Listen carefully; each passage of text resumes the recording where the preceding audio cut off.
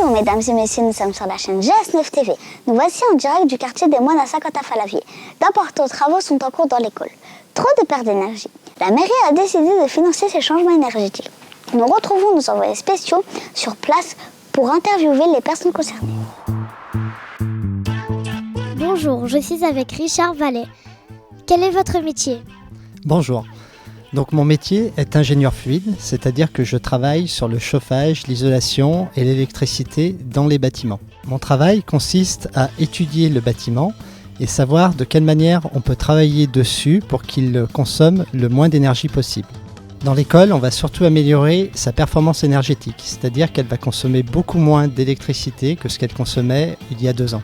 On va diviser par 6 ou 8 la consommation d'électricité. Les travaux ils sont prévus sur une année scolaire pour éviter que ça crée des gênes au niveau des classes et des enfants. Le but est avant tout de contribuer à la lutte contre le réchauffement climatique, de réduire les émissions de CO2 de nos bâtiments.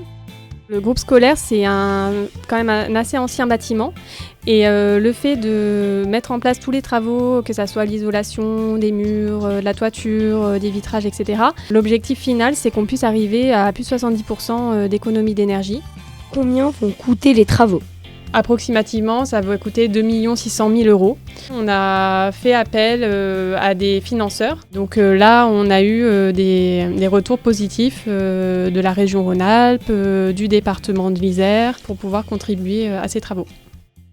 Nous avons pu également interroger 2 enseignantes de notre établissement, Adeline et Chantal, pour connaître leur avis. Bonjour, nous nous retrouvons avec Chantal, l'une des maîtresses. Que pensez-vous des travaux ? Alors, je pense que les travaux étaient nécessaires sur cette école, car il y avait beaucoup de défauts. C'est une bonne chose, car l'école devient plus moderne, le matériel est plus adapté au travail des enfants aujourd'hui et aussi au niveau des maîtresses pour la préparation de la classe. Ça va nous permettre de faire des économies d'énergie, j'espère, puisque l'été nous avions très très chaud. Et là, j'espère qu'avec ces nouveaux volets, ces nouvelles installations, ça ira beaucoup mieux. L'amélioration thermique va concerner aussi la protection solaire du bâtiment. Donc on a créé cette petite boîte colorée extérieure qui viennent protéger du soleil et qui font aussi une originalité d'un point de vue architectural.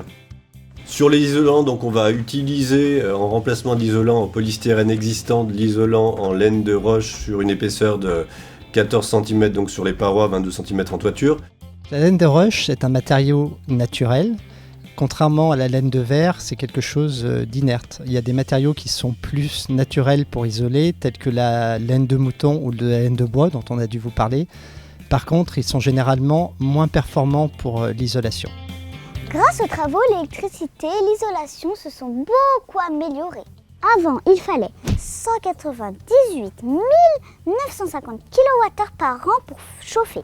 C'est comme si nous devions à 25 élèves pédaler sur un vélo pendant 9 ans et demi.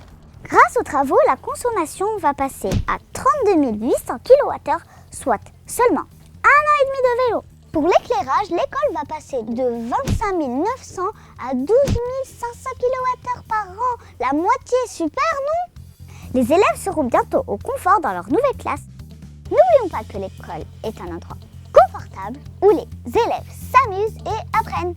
Au revoir et à bientôt pour de nouvelles infos sur la chaîne GS9 TV. À nos enfants de l'énergie, le jour des soirées.